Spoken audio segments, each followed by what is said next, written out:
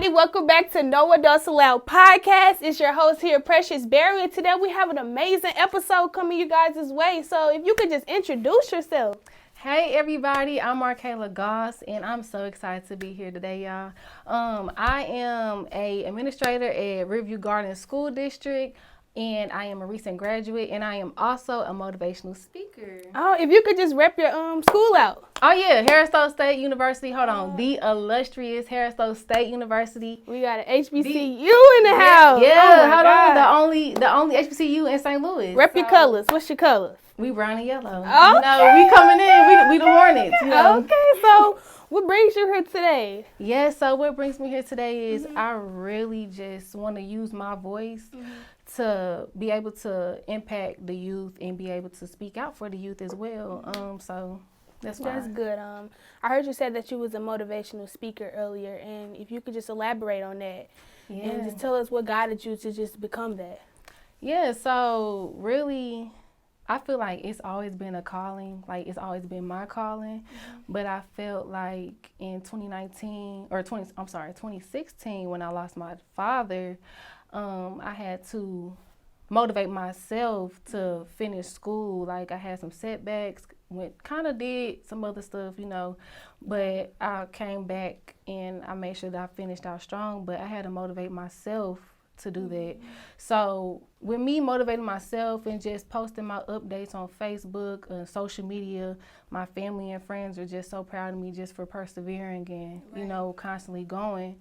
So I just used my platform and I wanted to be a motivational speaker and speak out to other people and show them that, like, if I can do it, like, you can do it too. So I hear you saying a lot of self-motivation that took you along the way, and I think that's what a lot of young adults and just young teens and adolescents need right now is like self-motivation. So tell us about like your mental health part, just, you know, after the loss of your father.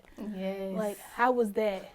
Yes, man, I tell you, like, when I first lost my dad, honestly, like, my dad raised me, so it felt like I lost a part of myself. And so when I say I took a couple steps backwards, kind of made some wrong decisions and things of that sort, but those were all growing lessons. You know, I was 19, so I had to learn how to become an adult, you know, just become a young adult in the world and, you know, pay my bills and do stuff like that. So basically I had went into a depression though when I first lost my father. And that's when the bad decisions came into, you know, play. But I decided to go to therapy, and at Harris-Stowe State University, we have a therapist, and she really helped me during that time. Like, I was able to cry out to her, tell her what was really going on with me and stuff like that. And she encouraged me, and that made me encourage myself. So, you know, it made me want to keep pushing forward. That's real good that you said that. So, you know, when we look at our society right now and how just in Black and brown communities, how mental health is looked upon and, you know, the stigmas that they put on it, is there any like encouraging words that you would want to say to youth that is dealing with probably some mental health issues and just afraid to speak out or share their story like you're doing right now, or just some motivational things to say to them?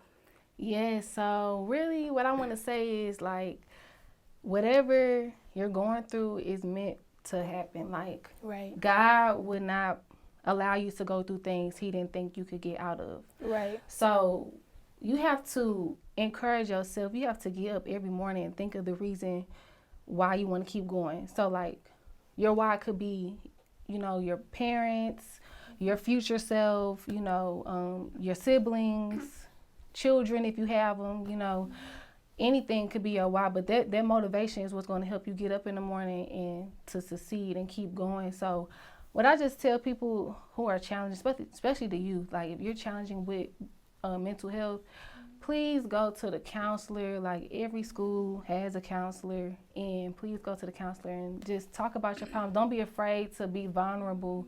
Don't be afraid to take notes, write. Like, journaling is really good. Journaling, like, they say it's better writing it down than, you know, writing on your phone or something. It's something about writing something down. Yeah, something about writing. It just helps you, like, release, like. So I encourage you all to just get a notebook, and you going through something and you don't know what to do at the moment, just write.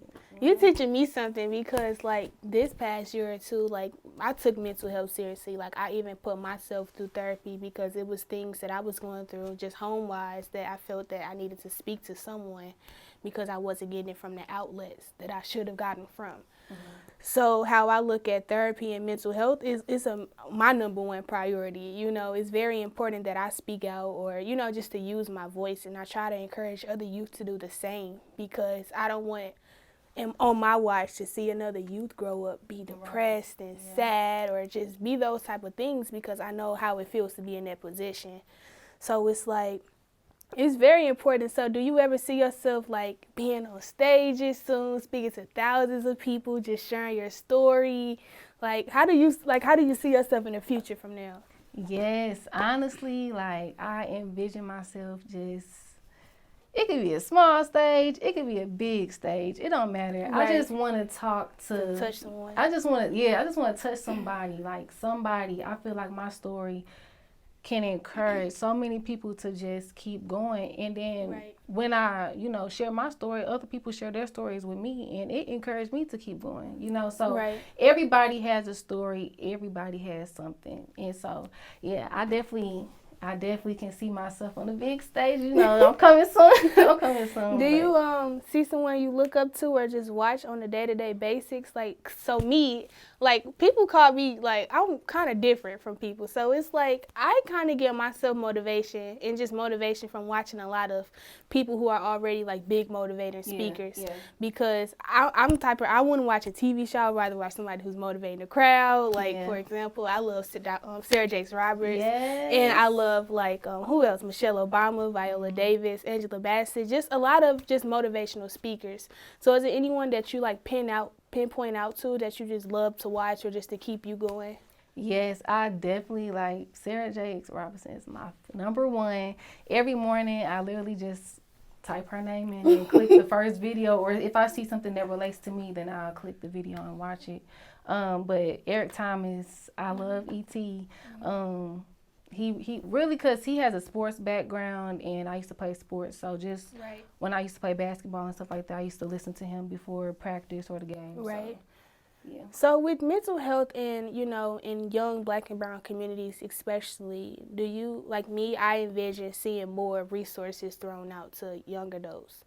So how do you like envision that? Do you think there are some things right now that our young communities are missing that you wish that we can have? Like, yes, I definitely wish we could have, like, I really wish we could have more therapists in our areas, so that they're more accessible and maybe like more affordable for our youth to be able to go to and stuff like that. I wish we kind of had, I don't know what to call it, but it's like therapy, but it's a place where they have like cars, junked up cars and stuff like that, and people can go in and like kind of smash them, you know what I mean, like with the baseball bat. Oh, you're talking about, I know what you're talking about. I don't know what it's called, but no, I know exactly what you're talking about, but it's like a place where some people want to just throw all their feelings out just to get it out, you know, like a stress relief. Yeah, like, yeah, I know I feel exactly. like we just need more like stress relief type of activities, like maybe more cleaner parks. This is something that I wanted to bring up.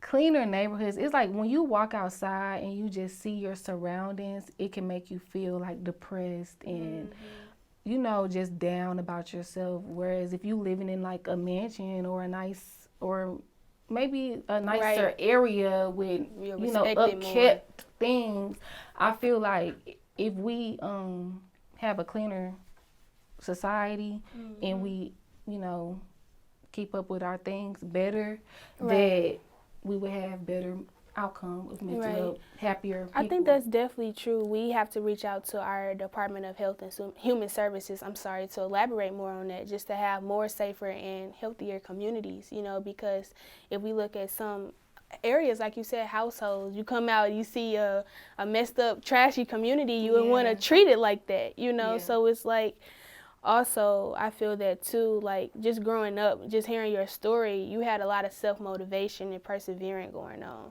and I just want to just like congratulate you because you made it. Like you literally made it. Like I know, like I haven't even graduated from college. I haven't even started college, but I just know that's a tough experience. It's very challenging. But I always tell people to find your passion and pursue it relentlessly. And, you're walking into your purpose right now, So just know that you stand with 10,000 others with your story. Thank you. So, Thank you. like, tell us what you do now. Like, is it like a step up to where you want to go? I feel like you say you work in the school district, so you're around some children. So I know you're going to get that a little bit of experience. Yes, I definitely think that it's... So right now, like I said, I work for Riverview Garden School District. My very first job straight out of college, and I definitely enjoy working for Riverview Garden School District because I'm able to connect with so many different students. Right. Elementary, middle school, high school. I'm able to go to whatever school, whenever, and be able to connect with those students. And that's something that I'm looking to do more of upcoming next school semester. School year, next school year. So that's something I'm looking to do more of right now, still in the works of getting in, learning the way around and stuff like that. So that's something I'm wanting to do. Outside of that, I am just on Instagram posting motivational posts. Like, I hear a book coming out for you. Like, I see it. It's crazy. Is it in the making? Is it in the making? Like, it's crazy because I am in the process of writing a book. Yes. I feel like when you write a book, that's when you get your story out. People like, hey, I can relate to her. And it's just like, definitely, because you're speaking for a lot of college graduates too right now, or who people are in college, because you can really relate to them, So I definitely encourage you to keep going. My goal is to get a book out too, and just to share my story. Yeah, you definitely should. I know I'm only 17, but I feel like I got a couple chapters in. Like, dude, can I say something about you though? Because you are very like, thank you. You are doing your thing. Like, I always try to support you, even if it's like social media, but I see you doing really big things in the future. Like, you're already doing big things now, so just imagine, you know what I mean? So just, you keep going. Thank you. I appreciate it. I just, want to just be a voice for the youth along with my peers too as well. And if I see a peer out there that's trying to use their voice for the youth, I like congratulate them and just give them their respect, because I know how hard it is. Yeah. We don't see a lot of young people speaking up for young people. They're scattered. So when we see them, we need to come in solidarity, use our voices, because when we use our voices as one, we're more stronger together. So, I just got to keep going, and I just encourage you to keep going too as well. So is there anything you want to say to the youth that's just to keep them going, motivate them and everything? Yes, what I say is, I feel like I've said enough, but honestly, what I'll just say is get up in the morning and make yourself proud. That's it. That's good. I'm going to take that in, I'm going to take that in. Yeah, and never think that you're done growing youth. Like, we just experienced the chapters of our life. Like, we got so many chapters we need to open, and we're just writing. I always say paint yourself as a portrait, and that's what you're doing right now, is that you're painting yourself as a portrait. And what Markayla did say is that take your mental health seriously. Yes, take your mental health seriously. Yes, take it seriously. So yes, please take it seriously, because mental health is just nowadays, it's a lot. It's rapid too, so it's just take it seriously, guys. Also, I meant to ask you, when you heard about the Central Vision and Performing Arts School, when that happened, like, what was your first thoughts? Honestly, I literally started crying. Like, to be honest, like, I started crying right then and there, because it's just like, imagine going to school and just you never know, you never know when someone's going to go, but it's like you would never imagine it like that. And so it just made me want to just be more loving and caring and kind to people, just period, because it's like you just never know what people are going through. Right. So Yeah, that's real deep. Like, you would think that a school would be the safest place for a place for a child to go to, Exactly. you know, and just having to say before you go to school, Lord, protect me, Right. you know, the Yeah. whole day, because you never know what could happen. Mm-hmm. You know, life can be taken with a click of a dime. So Exactly. it's just like, yeah, so like if you don't feel okay, it's okay to not be okay, and it's okay to reach out to get those mental health resources that you may need. It's okay to talk to someone that you may trust, and it's okay to be you, you know. Yes. We go through a lot to where it's that don't ever be afraid to speak out, or don't ever be afraid to share your story, because you can impact someone else if you don't even know. So before we end up here, if you got a social media, Facebook, Instagram, TikTok, whatever, Yes. just say it out. Okay, I just have Instagram. We're going to get her some more I platforms. just got Instagram, and it's at I am Markayla Goss, and you'll see the spelling of my name, I guess, in the bio or whatever. Okay. Is there anything else you want to say before we wrap this up? That's it. Take mental health seriously. Please take mental health seriously. Like, I'm laughing, but I'm serious. Please take mental health seriously. Like, it's really a big deal. It really is. So, please take it seriously. All right, everyone, you heard it from yours truly. We thank you, Markayla, for coming out to No Adults Allowed podcast. We hope to see you back soon and to do work with you in the making. Thank you for taking mental health seriously, and thank you for also just encouraging our youth on here, because they're really going to listen to you and take some of your words and wisdom. So, everyone, we just want to thank you again for watching, and stay tuned for our next episode. It's yours, Precious Berry, your host of No Adults Allowed podcast. We hope to see you soon. Bye. Have none, feeling the struggle every day, gotta hustle in the future, I know I'm gonna be some top chart, tryna go number one, my anxiety I had to overcome, a lot of people looking down on me, where you should start looking up.